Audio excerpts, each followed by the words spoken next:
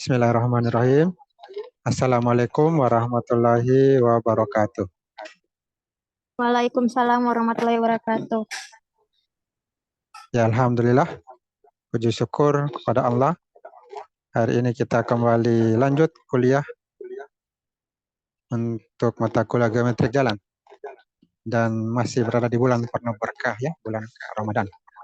Di hari-hari terakhir. Karena sudah di 10 hari terakhir ini. Ada yang 23 puasanya, ada yang 24. Jadi tinggal beberapa hari akan sampai pada Idul Fitri ya, hari raya.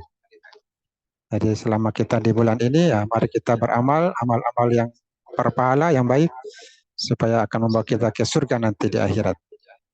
Di dunia akan membentuk jiwa kita memiliki karakter yang soleh ya, akhlak yang baik. Ya mudah-mudahan kita bisa seperti itu, mencapai target menjadi orang yang berkepribadian yang baik, karakter yang baik. Salam dan salam kita kirimkan kepada Nabiullah Muhammad SAW, keluarganya, para sahabatnya, dan pengikutnya sampai akhir zaman. Ya, pada kuliah kali ini kita akan mendengarkan presentasi geometrik jalan berkaitan dengan geometrik jalan perkotaan yang dibawakan oleh Amelia Kurniawantri, NPM 21051023. Ya, 21 ini angkatan 2021, 05 ini Fakultas Teknik, 10 ini Teknik Sipil, 23 ini nomor urutnya. Oleh karena itu kesempatan kami silahkan. Assalamualaikum warahmatullahi wabarakatuh. Terima kasih. Waalaikumsalam warahmatullahi wabarakatuh. Terima kasih atas kesempatan yang diberikan oleh saya. Saya akan membacakan makalah geometrik jalan tentang geometrik jalan perkotaan. Pak, lanjut.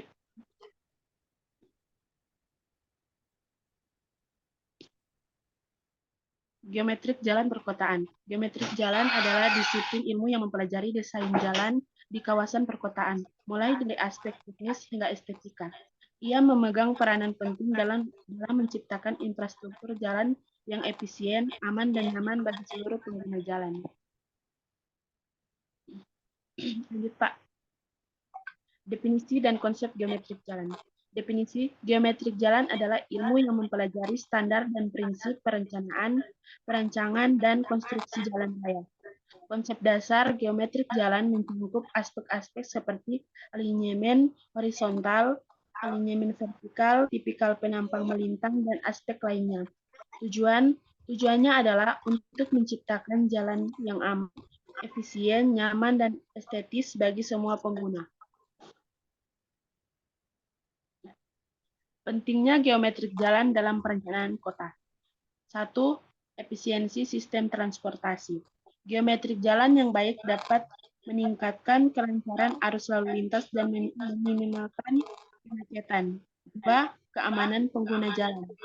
Desain geometrik jalan yang sesuai standar dapat menurunkan risiko kecelakaan lalu lintas. 3. Kenyamanan pergerakan. Geometrik jalan yang ekonomis dapat menciptakan pengalaman berkendara yang lebih nyaman. 4. Integrasi tata ruang kota. Metrik jalan yang terintegrasi dengan perencanaan kota dapat memaksimalkan fungsi ruang perkotaan. Elemen-elemen geometrik jalan. Alinyemen horizontal mencangkup bentuk tikungan, jari-jari tikungan, dan superelevasi. Alinyemen vertikal mencangkup profil memanjang jalan, kemiringan, dan lengkung vertikal. Penampang melintang mencangkup lebar, perkerasan bahu jalan, mendian, dan drainase. Prinsip-prinsip desain geometrik jalan. Keselamatan, desain jalan harus mempertimbangkan aspek keselamatan bagi seluruh pengguna. Estetika, geometrik jalan juga harus memperhatikan aspek keindahan dan kualitas lingkungan. Mobilitas, jalan harus mampu mengakomodasi pergerakan kendaraan dan orang dengan lancar. Lingkungan, desain jalan harus mempertimbangkan dampak terhadap lingkungan sekitar.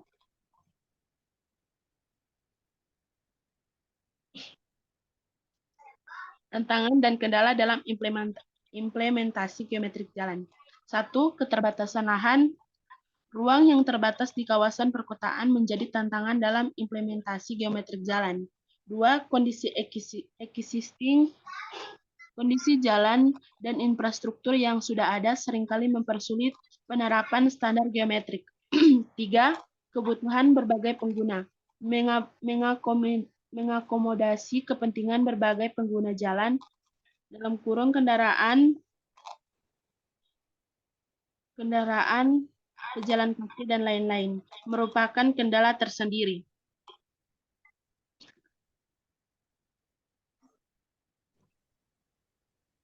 Studi kasus penerapan geometrik jalan di kota-kota besar. Manajemen lalu lintas. Kota Tokyo menerapkan desain lampu lalu lintas yang efisien untuk mengatur pergerakan kendaraan.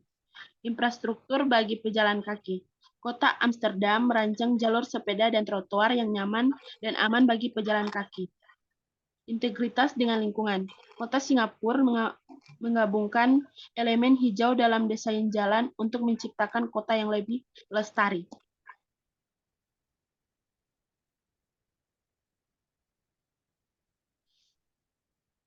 Kesimpulan, geometri jalan perkotaan merupakan disiplin ilmu yang kompleks, namun penting dalam mewujudkan infrastruktur jalan yang efisien, aman, dan berkelanjutan. Pemahaman yang mendalam atas elemen-elemen dan prinsip-prinsip desainnya akan membantu kota-kota berkembang menjadi lebih baik. Demikian makalah yang saya sudah bacakan. Saya ucapkan terima kasih. Ya, Pak. itu materi yang disampaikan oleh Amelia Kurniawantri. Ada temannya yang bertanya atau menambahkan, bisa juga. Atau presentasi juga berikutnya lagi. Kalau masih ada, bisa satu lagi presentasi. Ada yang bertanya atau presentasi lagi?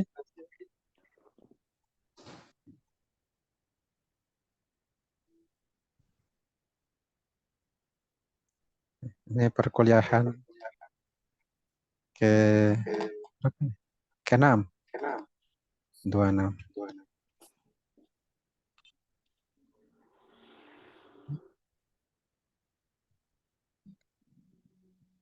Tanggal 2 ini perkuliahan ke-6.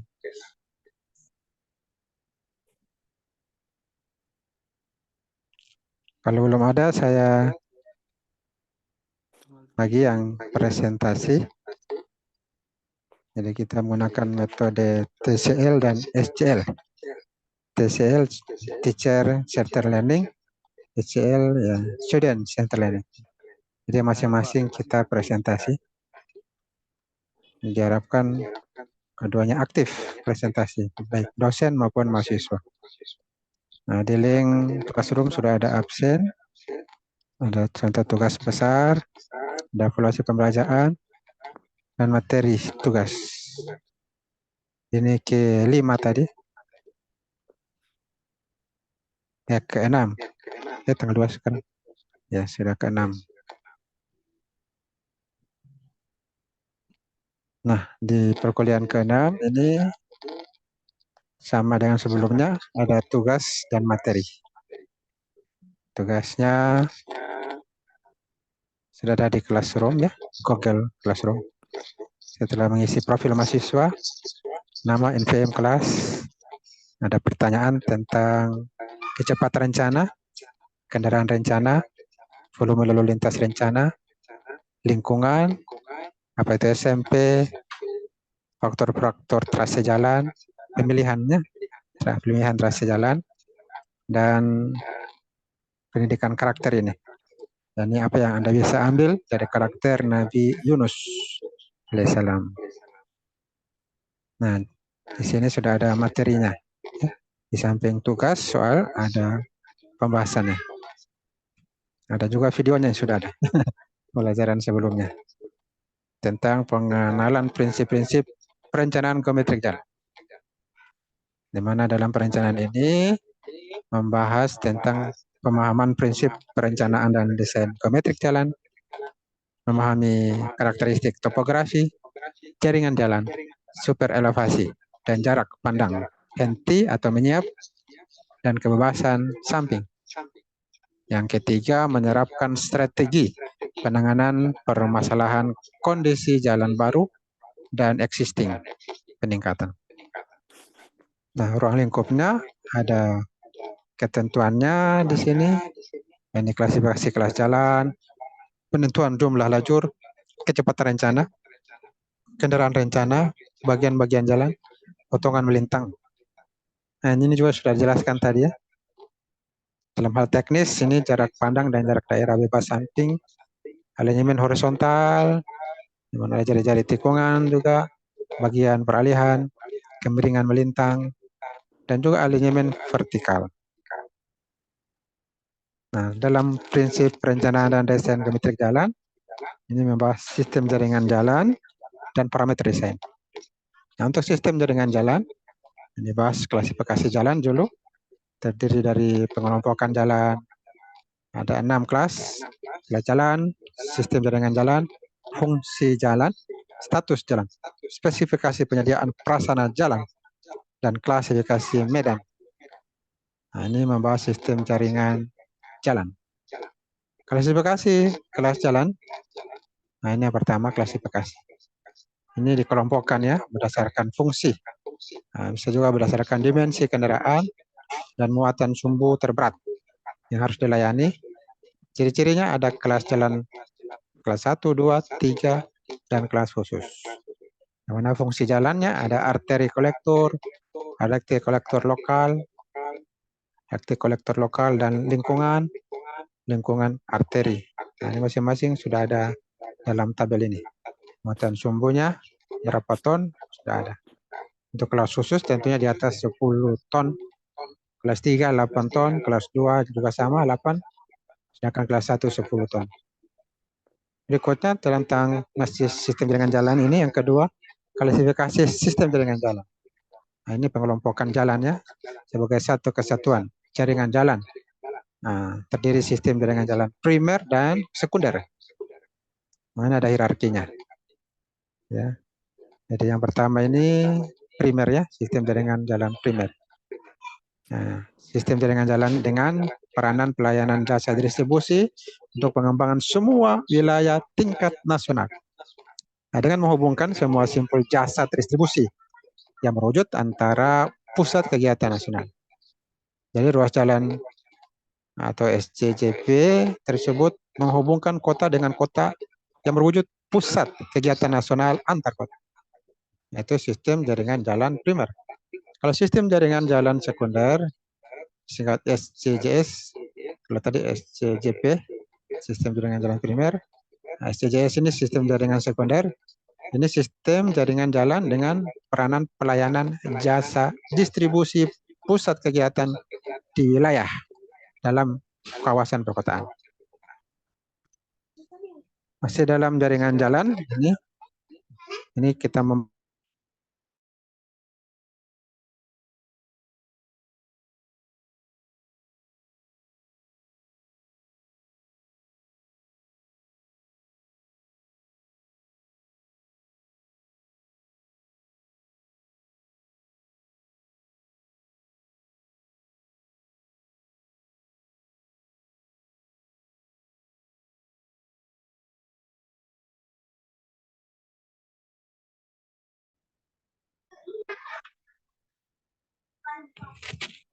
cek 1, 2.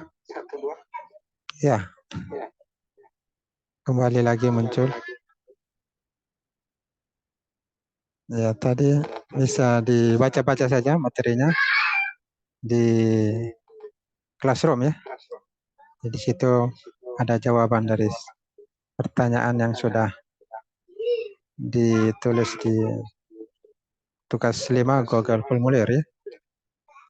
Gitu juga kisah Nabi Yunus, juga bisa klik filenya. Nah, ini bisa dibaca filenya. Kisah Nabi Yunus, dimana namanya diabadikan dalam Al-Quran.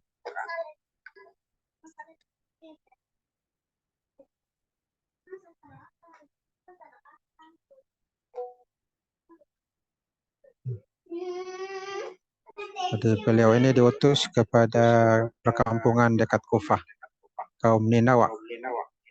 Nama lainnya Zunnun. Jadi diutus kepada lebih 100.000 orang. Jadi banyak masyarakatnya. Dan mereka menentang, semuanya menentang dakwah yang disampaikan Nabi. Nabi Yunus ini mejo, kalau orang Bugis bilang mejo, dia marah, dia tidak diterima apa yang dia sampaikan, lalu dia pergi tinggalkan kaumnya. Dan apa yang terjadi? Allah Ta'ala memberikan pelajaran, hikmah pada Nabi Yunus alaihissalam. Nah, ternyata Nabi juga manusia, ya, bisa lupa, bisa marah. Nah, saat dia naik kapal, muatannya penuh, hampir tenggelam. Sehingga kemudian dengan adanya ombak besar ini menerjang kapal Nabi Yunus hampir tenggelam. Akhirnya diputuskan harus ada yang dilempar, harus ada yang keluar dari kapal, harus melompat. Dan setelah diundi 3 kali, Nabi Yunus namanya keluar, ya terpilih. Akhirnya Allah kehendaki namanya keluar dalam undian. Kemudian Nabi Yunus melompat ke laut dan dimakan oleh ikan besar. Ini hutun. Ikan besar sampai-sampai dalam perut dia bisa hidup. Nabi Yunus bisa hidup dalam perut ikan. Dan selalu memohon ampunan. Jadi manusia saja bisa keliru, maka kita juga harus selalu memohon ampun, ya, istighfar. Kalau zikirnya Nabi Yunus itu la ilaha illa anta subhanaka inni kuntu minaz zalimin. Tidak ada Tuhan selain Engkau, Maha Suci Engkau, sesungguhnya aku termasuk orang yang zalim, yang berbuat zalim. Dia berdoa dan menyesal, dan Allah menerima tobat Nabi Yunus. Sehingga diperintahkanlah ikan besar itu mengeluarkannya kembali ke daratan. Nah, Allah kemudian menumbuhkan pohon sejenis labu, macam labu. Dan Nabi Yunus memakannya sehingga kembali bisa bergerak, bisa hidup. Dan kembali berdakwah kepada kaumnya. Akhirnya kaumnya menerima dakwah Nabi Yunus. Sekitar 100.000-an orang itu beriman pada Allah, beriman pada apa yang disampaikan Nabi Yunus. Nah, apa hikmah yang bisa diambil? Mahasiswa hendaknya bersabar dalam memberi nasihat kebaikan. Sabar, ya. Kalau tidak terima, ya jangan kecewa, jangan marah. Tetap terus menyampaikan. Apa yang salah, disampaikan salah agar diperbaiki. Itu juga mahasiswa tidak boleh putus asa, tidak boleh marah. Dan mahasiswa harus memohon maaf kalau melakukan salah. Nah, tidak melakukan bahasa pembenaran, yang salah diputar balik seolah-olah benar. Ya, kalau salah diakui salah dan minta maaf. Ini salah dan memang harus dirubah sehingga terjadi peningkatan kualitas amal, ya, iman dan amal soleh. Jadi Allah SWT menerima tobat. Nah, itu diantara pesan, hikmah, pelajaran dari karakter yang bisa diambil dari kisah Nabi Yunus alaihissalam. Jadi bisa diharapkan mahasiswa bisa menjawab. Bisa juga ambil jawaban di internet, tinggal klik saja apa yang ingin dicari. Jadi ada aplikasi AI, ChatGPT, CC atau lain-lainnya. Nah, bisa langsung dapatkan jawaban. Jadi sekarang dipermudah dengan adanya jaringan digital. Ya. Ya, demikian kuliah kita hari ini. Ya, diharapkan mahasiswa juga aktif, ya, dalam belajar menyampaikan ide-ide. Seperti yang sudah sampaikan temannya tadi, ya, sampaikan oleh Amelia Kurniawantri. Ya. Jadi diharapkan mahasiswa juga seperti ini, bisa juga menyampaikan ide-ide, presentasi, berbicara, mengambil materi di internet, review jurnal, artikel jurnal. Nah, di situ Anda bisa dapatkan penerapan ilmu geometrik jalan secara real, ya. Ada studi kasusnya. Ya, demikian kuliah kita ini. Atas kurang lebihnya mohon maaf. Saya mengucapkan hamdalah. Alhamdulillahirabbil alamin. Akhir. Subhanakallahumma bihamdik asyhadu an la ilaha illa anta nastaghfiruka wa atubu ilaik. Allahul musta'an wal istiqlan. Fastabiqul khairat wal muwaffiq ila aqwamit thoriq. Nun wal qalami amma yasturun. Wabillahi taufiq wal hidayah. Wassalamualaikum warahmatullahi wabarakatuh.